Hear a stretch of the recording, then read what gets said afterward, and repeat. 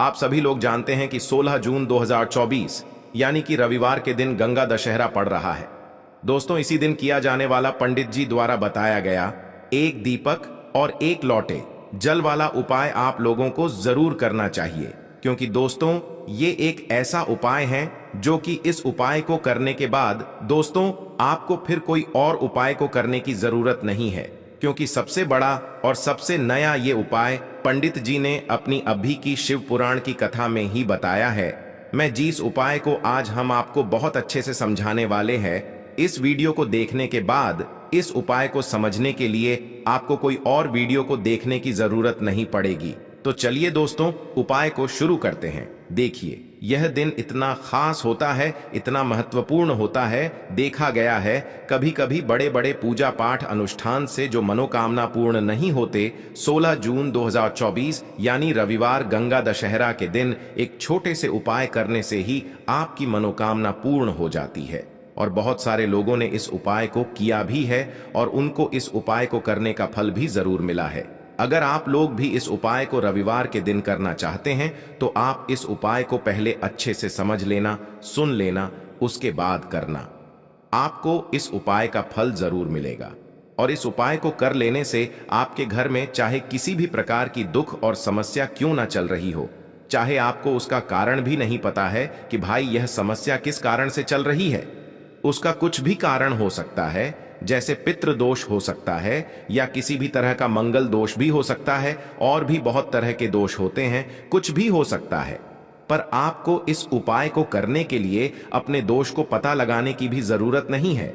बस रविवार के दिन आपको इस एक दीपक और एक लौटे जल वाले उपाय को आप लोगों को कर लेना है। यह एक ऐसा उपाय है जिस उपाय को अगर किसी विशेष दिन पर किया जाए तो भाई उस विशेष दिन का जो है वह तो हमें मिलता ही मिलता है। पर हमने उस दिन पर इस एक दीपक और एक लौटे जल वाला उपाय को किया है तो हमें उससे भी बड़ा फल मिलता है, और फल बहुत जल्दी मिलता है, क्योंकि आप इस उपाय को बहुत ही बड़े और विशेष दिन पर कर रहे हो। क्योंकि दोस्तों 16 जून 2024 यानी कि रविवार के दिन गंगा दशहरा का बहुत ही ज्यादा बड़ा महत्व होता है। इसीलिए दोस्तों आज की इस वीडियो में हम आप लोगों को एक दीपक और एक लौटे जल वाला उपाय समझाएंगे, जिस उपाय को करने से अगर आपकी किसी भी प्रकार की मनोकामना है, किसी भी प्रकार की परेशानी है, सबसे ज्यादा समस्याएं आपके जीवन में ही हैं। अगर आपको धन प्राप्ति नहीं हो पा रहा है, रुपए पैसे की आपके घर में लगातार दिक्कत परेशानियां चलती चली आ रही है, आपका व्यापार, आपकी नौकरी अगर अच्छे से नहीं चल रहे हैं, जिसकी वजह से घर में लगातार आर्थिक समस्याएं बनी रहती हैं, घर का कोई ना कोई सदस्य अगर बीमार रहता है, आपस में एक दूसरे से लड़ाई झगड़ा होता रहता है, किसी की अगर बनती नहीं है, तो पूज्य गुरु जी ने कहा है कि जब आपके जीवन में ऐसी परिस्थितियां आ जाएं कि आप एक रुपये खर्च करने से पहले कई बार सोचने लगे हो, आपको धन प्राप्ति अगर नहीं हो पा रहा हो, तो आपको सिर्फ और सिर्फ एक दीपक और एक लौटे जल का एक ऐसा विशेष उपाय करना है जो आपकी इन सारी समस्याओं को सिर्फ 7 दिन के अंदर ही समाप्त कर देगा। तो चलिए जानते हैं इन विशेष उपायों के बारे में।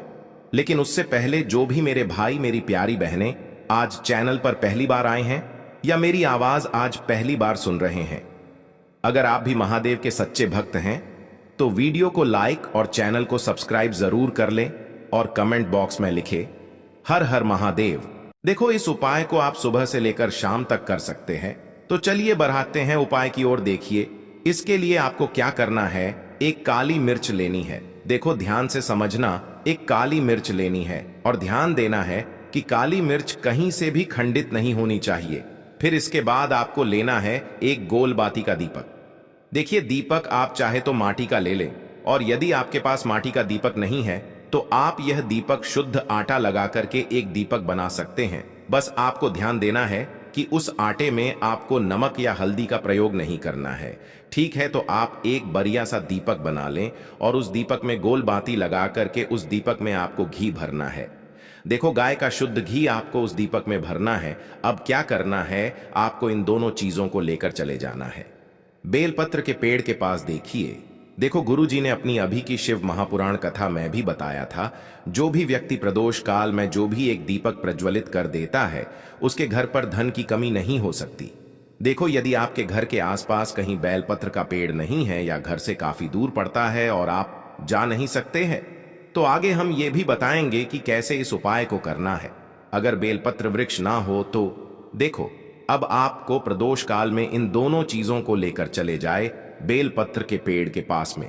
अब क्या करना है, सबसे पहले आपको उत्तर दिशा की ओर मुंह करके आपको खड़े हो जाना है और जो आप दीपक लेकर गए हैं उससे आपको बेलपत्र की जड़ में प्रज्वलित करना है। दीपक प्रज्वलित करने के बाद आपको एक काली मिर्च अपनी हथेली पर रखना है और बेलपत्र के पेड़ का आपको 5 बार परिक्रमा लगा लेना है। और यदि आप परिक्रमा बेलपत्र के पेड़ का नहीं लगा सकते हैं तो आपको दीपक को चारों ओर कुछ इस तरह से क्लॉकवाइज 5 बार घुमा देना है, मतलब आरती करना है। और घुमाने के बाद आपको उसी काली मिर्च को दीपक में डाल देना है और वहीं पर बैठकर हाथ जोड़ करके आंख बंद करके आपको जो भी आपके जीवन में समस्याएं हैं, घर से लक्ष्मी जी का निवास नहीं है, घर में लक्ष्मी जी प्रवेश नहीं कर रही है, और भी जीवन में जो भी समस्याएं हैं, तो उस समय आपको विनती करनी है। ठीक है। अब इसके बाद यदि आपके घर के आसपास कहीं बेलपत्री का पेड़ नहीं है तो आपको इन सब चीजों को लेकर चले जाना है शंकर जी के मंदिर में। और शिव जी के मंदिर पहुंचकर आपको क्या करना है, आपको इसी एक दीपक को आपको शंकर जी के मंदिर की जो चौखट होती है ना, वहां पर आपको इस दीपक को जलाना है। और दीपक जलाते समय आपका मुख उत्तर दिशा की ओर होना चाहिए। दीपक जलाने के बाद आपको क्या करना है, एक काली मिर्च अपनी हथेली पर रखना है और आपके जीवन में जो भी समस्याएं हैं, चाहे वो समस्या परिवार को लेकर हो या फिर धन को लेकर हो, वो अपनी वह समस्या बोलनी है और बोलने के बाद आप उसी काली मिर्च को दीपक में डाल देना है और आपकी कामना पूर्ण हो जाए, घर में लक्ष्मी जी का निवास हो, ऐसी कामना आपको कर लेनी है। देखिए, शंकर जी की मंदिर की जो चौखट होती है ना, उसमें 33 कोटि देवी देवता निवास करते हैं। यदि आप वहां पर दीपक जलाते हैं तो इससे भगवान शिव तो प्रसन्न होते ही है, साथ ही आपको 33 कोटि देवी देवताओं का आशीर्वाद प्राप्त होता है और वह सभी प्रसन्न होते हैं जिनकी आशीर्वाद से आपकी कामना 100% पूरी होती है। तो आप ये उपाय जरूर करिएगा। आप बहुत ही छोटा सा उपाय है, करके देखिएगा। देखिए, अब हम जान लेते हैं गुरुजी द्वारा बताए गए दूसरे उपाय के बारे में।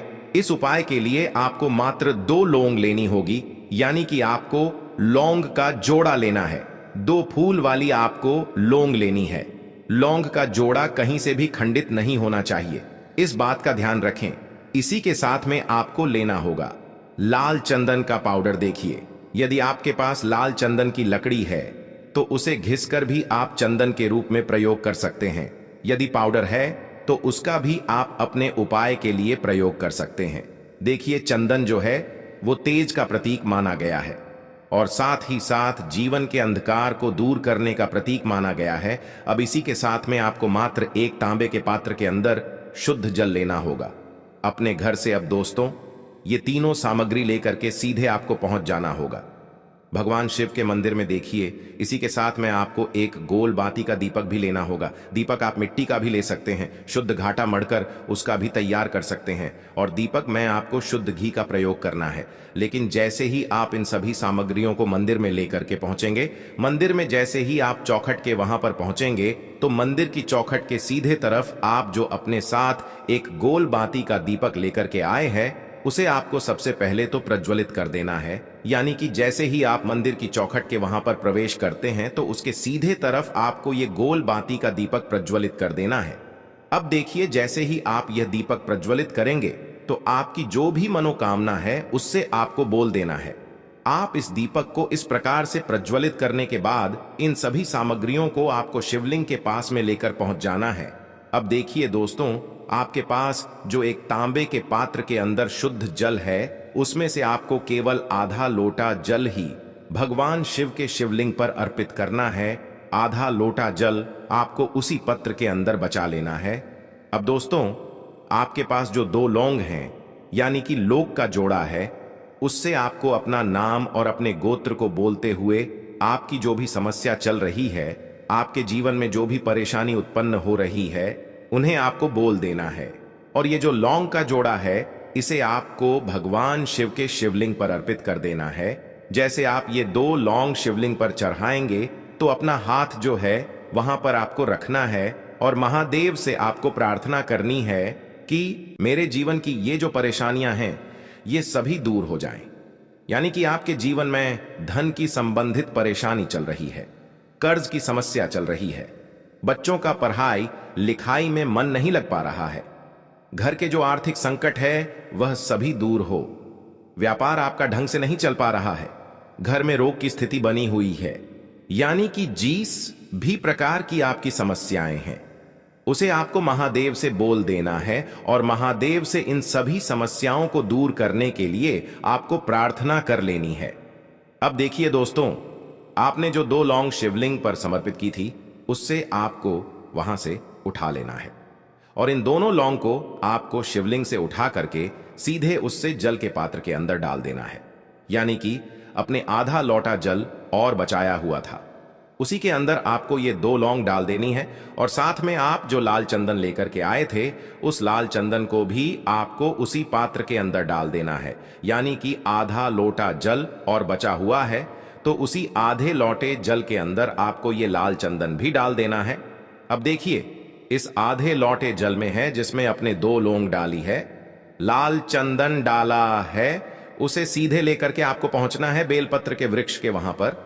देखिए, बेलपत्र का वृक्ष यदि आपके घर पर है तो वहां पर आपको आ जाना है, आपके घर के आसपास कहीं भी है तो वहां पर आपको पहुंच जाना है और उसके बाद आपका जो मुख है वह उत्तर दिशा की ओर होना चाहिए और उसके बाद आपको अपना नाम और अपनी गोत्र को बोलना है और पुनः अपने जो भी परेशानियां शिवलिंग के पास में बोली थी उन्हें आपको वापस से बेलपत्र के वहां पर भी बोल देनी है।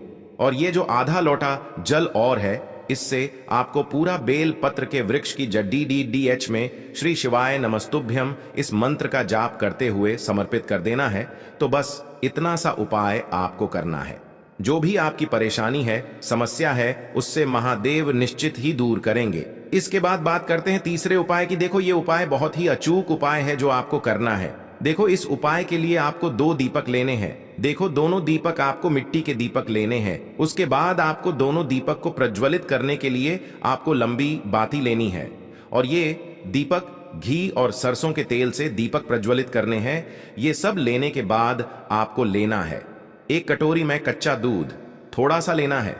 उसके बाद आपको लेना है 1 लोटा जल। देखो, गुरुजी ने इस उपाय के लिए बताया है कि ये उपाय आपको प्रदोष काल में करना है। कहते हैं कि बेलपत्र के वृक्ष में प्रदोष काल के समय में महादेव वास करते हैं। उस समय हम कोई भी उपाय करते हैं तो उसका फल हमें अवश्य मिलता है। देखो, अब ये सब सामग्री लेकर आपको प्रदोष काल में चले जाना है बेलपत्र के वृक्ष के वहां पर। देखो, वहां पहुंच जाने के बाद आपको सबसे पहले बेलपत्र की जड़ में सबसे पहले वो दूध जो आप लाए हैं उसे समर्पित कर देना है। उसके बाद आपको जो 1 लोटा जल जो आप लाए हैं वो आपको धीरे धीरे बेलपत्र की जड़ में समर्पित कर देना है। उसके बाद आप जो दीपक लाए हो, दोनों दीपक को आपको बेलपत्र की जड़, बेलपत्र की तरफ मुंह करके बाती का आपको 1 दीपक घी का और 1 दीपक तेल का प्रज्वलित कर देना है और आपकी जो भी मनोकामनाएं हैं वो महादेव को बोलना है। देखो, गुरुजी ने कहा रविवार, गंगा, दशहरा के दिन पर बेलपत्र की जड़ में दीपक प्रज्वलित कर देता है, महादेव उसकी सभी मनोकामना पूरी कर देते हैं।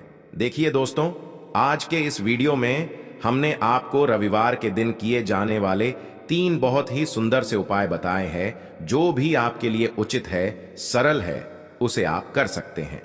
यदि उपाय से जुड़ा किसी भी प्रकार का सवाल है तो कमेंट में पूछ लें।